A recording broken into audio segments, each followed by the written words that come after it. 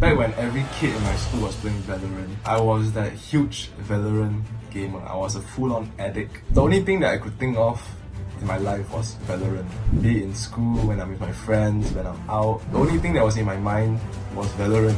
I feel like shit living in the real world, and Valorant was the only source of happiness for me. I look back with a smile, along with like the awesome friends that I played with on Discord, thinking about like the fun times that I had with my friends and the highlights that I had on Valorant. But I never want to live that life ever again. If you can relate to me, whether that's Valorant or any other video game, and if you feel kind of bad about it, to be honest, you shouldn't, because it's not your fault that you play video games. Like, we're actually not bad people for being a video game addict. Video games itself are made to be addictive. Like, the companies, the developers, they actually make money from you being on the game even more. Like, when you're thinking about it, and then you might think like, oh, what's the next Valorant skin that I can buy? What's the next League of Legends character that I can buy? Like, the more that you spend on the game, like time-wise, usually that will correlate with how much money you spend on the game as well.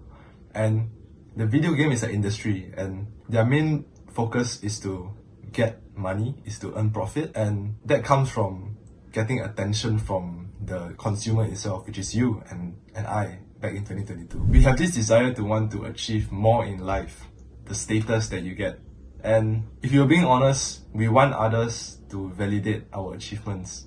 When you ranked up in Valorant, when you ranked up in League of Legends, Apex Legends, whatever, you just want other people to validate the achievement that you get. That's why you get skins and cool things that are premium and only unlocked when you do achieve something, and you want to show that to the world, you know.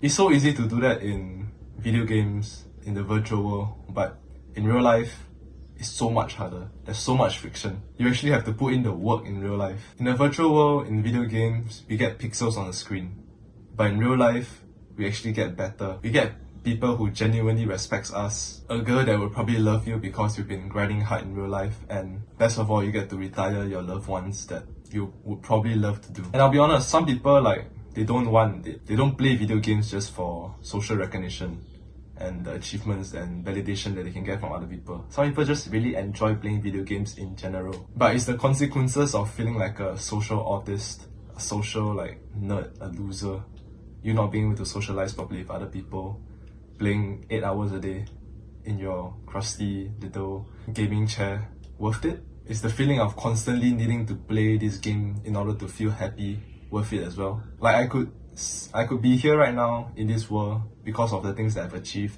and I'm feeling happy. I don't have to constantly chase the stimulation of another game to feel happy. And that was me 2 years ago, and now it's been such a huge change because I took a step back from video game. This is the biggest thing you can do in order to quit your addiction to this game, and it's very unsexy, honestly. Like, nobody wants to hear this, but it's your mental health. If you look up Google, will be like the explanation for mental health. Mental health includes our emotional, psychological, and social well-being. It affects how we think, feel, and act. It also determines how we handle stress. So if you have poor mental health, you'll feel demotivated to do the hard work, and it's very easy for you to fall back into cheap dopamine activities like video games, junk food, porn, if you have poor mental health. And how do you actually improve your mental health? The first thing is, honestly, take a step back from social media and video games, man. Like, if you're constantly needing the stimulation and you're doing like activities that will improve your mental health, you being on social media, comparing yourself with other like hot ass fuckers, it's going to ruin your mental health. I didn't write it in my notes here, but actually the biggest thing you can do is to reduce your time on social media and video games in general. Like, if you try to do the stuff that I'll be talking about, and then you don't subtract the social media, the video games, and what you see online, your mental health will still stay the same because you're not subtracting the thing that is ruining your mental health. So, best thing you can do is fucking delete social media right now. Like, you really don't need that shit. Like, if you're consuming more than 2 hours a day on any social media, that's a problem. Like, you care too much about other people. Like, it's so fucked up that every time you go on social media and you look at other people's stories or posts, they are always posting about their highlight of their life, you know. So imagine your primal brain seeing that every few seconds you hop on social media. Like, oh, I just went go-karting. Oh, look at this club night that I went and the DJ songs are so good. You see that every single second from different people. So of course your mind is thinking like, fuck, that's their life and look at my life right now. My life is so shit compared to all these people. But one thing you have to know is that they don't show like the worst sides of them on social media, they show the best sides. So you're literally comparing your own life, your 24 hours a day kind of life, maybe you got one highlight a day, that kind of thing, to people that are posting only that one part of their life, which is the highlight of their life. So you can see how that really fucks up your mental health. And video games as well, man, like the constant need to stimulate your brain in order to feel happy is such a big problem, honestly. So the 3 things that you can instantly do to like boost your mental health significantly is meditation, gratitude journaling, and being outside, being social more. For meditation, why do you want to meditate? It's because if you are used to constantly stimulating your brain with dopamine activities like video games and social media, chances are you are very like AFK in the world. Like you're not mindful of what's happening right now in the world, but you're thinking about the video game and other things that you want to eat later or whatever. You're basically just mind wandering. And if you don't know what's mind wandering, it's basically you just not in the present moment, not actually enjoying life right now, but you're just constantly thinking about something negative in your life, whether it's like the past or the present or the future. And one thing you need to know is that a wandering mind is an unhappy mind. So no matter what, you will always be happier being in the present moment, whether it's good or bad, compared to mind wandering about something. So how do you actually meditate? Very simple. There's like a 4-step process. A lot of people get the concept wrong about meditating. When they try to meditate and then they get one thought and then they quit. But actually, you having that thought is why you're meditating. Because meditation is not about not trying to have thoughts. Because that's impossible. Everyone has thoughts. And I'm getting like constant thoughts when I'm recording this video as well. And I've been meditating for like 2 years straight. So it's not about not having thoughts in your life. It's about reducing the thoughts and actually having the awareness to bring it back to the present moment. So how do you actually meditate? You set a timer. You want to focus on something in your body. You can focus on anything. Like you can focus on the sound, the smell, the sensations, whatever. And you want to focus on one thing. But usually people do the breath because that's like the most basic. So you want to focus on your breath. You want to breathe deep and out. Deep and out, and every breath you want to really feel like your belly moving as well. So if you can really think about your belly moving, that's you being in the present moment, right? And eventually, maybe like 10 seconds in, you're going to have a thought about something, whether it's like the video game or what. Before you bring it back, it's going to be wandering for like a period of time. It could be like 30 seconds that you're wandering, mind wandering, and then you realize like, oh shit, I'm thinking about something else and I'm not breathing as I'm like supposed to be. So that's you realizing that you are mind wandering, and I want you to bring the focus back to your breath. So that's like the 4-step process. You focus on something, your mind gets a thought, and you're not aware about that thought yet. Now you're aware of the thought. So now that you're aware of the thought, you bring back the focus. So that's like, it's a constant cycle, like these 4 steps. And if you can do that, that's like 1 repetition when you do 1 cycle. And the more repetitions you do, the more mindful you become in real life. And that's where like your mental health increases a lot. So for gratitude journaling, it's very straightforward. Being grateful actually makes you happy. Like even though it's the little stuff, it gets you off the treadmill of needing new stuff every single time. Like if you're genuinely grateful for your mom cooking for you, the roof that you have over your head, chances are you won't need the new item to make you happy, because you are like contented with life already. So become a grateful human being and actually start practicing gratitude. Take out a piece of journal and then write down, I'm grateful for blah blah blah blah blah. I'm grateful for blah blah blah blah blah. You can just write it like, I'm grateful for light. Like you can just say like the light, because you can actually see stuff when there's light. Just things like that. Like it doesn't have to be complicated. It can just be simple things. Actually the simpler things the better, because you start to appreciate the little things even more, which is so powerful. And lastly, being social. Us, primarily, we are evolutionarily social creatures.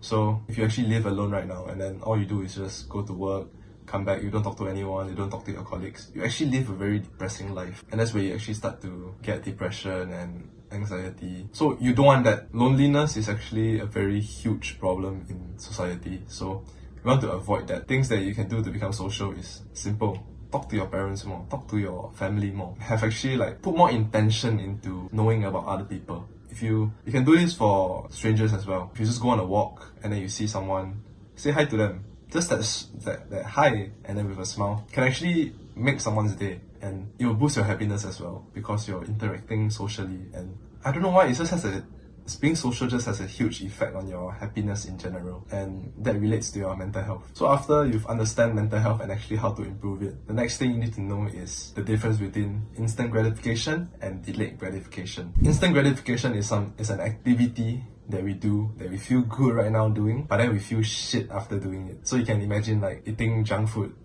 playing video game, watching porn, masturbation, and all of these things. You feel good doing it right now, but then the moment you stop doing it, that's when you feel like, oh shit. Like you feel bad doing it, like you feel a bit of guilt doing it. And that's instant gratification activities. But on the other hand, delayed gratification is when the activity that you do right now might feel a bit uncomfortable and hard at times, but you feel so good after doing it. So these activities are like going to the gym, eating clean, working on your business, studying. The conventional advice for quitting video games is just to quit. Stop playing video games. Like, that's all you have to do, stop playing video games. But you actually miss out a lot of the dopamine that you used to get from playing video games. So it's not sustainable, I'll be honest. I've tried being the one quitting video games, but think about it, all I can think about was video games. So of course I'm going to go back to playing video games because that's all I can think about. So even though this is like a very, very hard transition, but instead of getting rid of like the activity that is harming you, you want to replace it. Replace it with a delayed gratification activity. It's going to be so fucking hard, I'll be honest. This shit is so hard, it's like the hardest thing you can do in life, but trust me, so much growth comes from it. So much growth comes from it. If you can just trust me on this, replace video games with going to the gym. The moment you see growth, you never go back to this shit. Like, I swear, just stick with it for like 3 weeks, and then you start to see growth in your body. You are never going back to video games. Trust me on this. Like, if you can replace the video games with going to the gym, your life will change forever. Like, I swear to God. I can totally understand if you might be thinking like, oh, like, I just don't know how to do it. Like, quitting video games is so hard, and you've tried for like the past few months already. But I want you to know that you're actually a very brave guy for stepping into this and genuinely wanting to quit, because a lot of people are still contented with life playing video games. You have my respect if you made it this far into the video and you're actually wanting to take this path seriously. We never wanted to become video gamers when we were young. When we were given birth as a kid until now, the desire wasn't to be good in a video game. The desire was to achieve something great in real life. But then video games actually simulate that desire that you have, and it strips away the need for you to actually do the hard work. So I totally understand if you're like so deep into the rabbit hole that it's so difficult to quit. But the moment you trust me and you actually listen to the advice that I'm giving, your life changes forever. And I really want the best for you because I see how much my life has changed just because I've made this switch from video games to the gym. And I will never ever go back. Like, I will never go back. You can subscribe if you like me. If you got any specific question about video games in general, you can actually give me a DM on Instagram saying video games. And I promise I'll respond to you because I genuinely love to help people. So I want the best for you.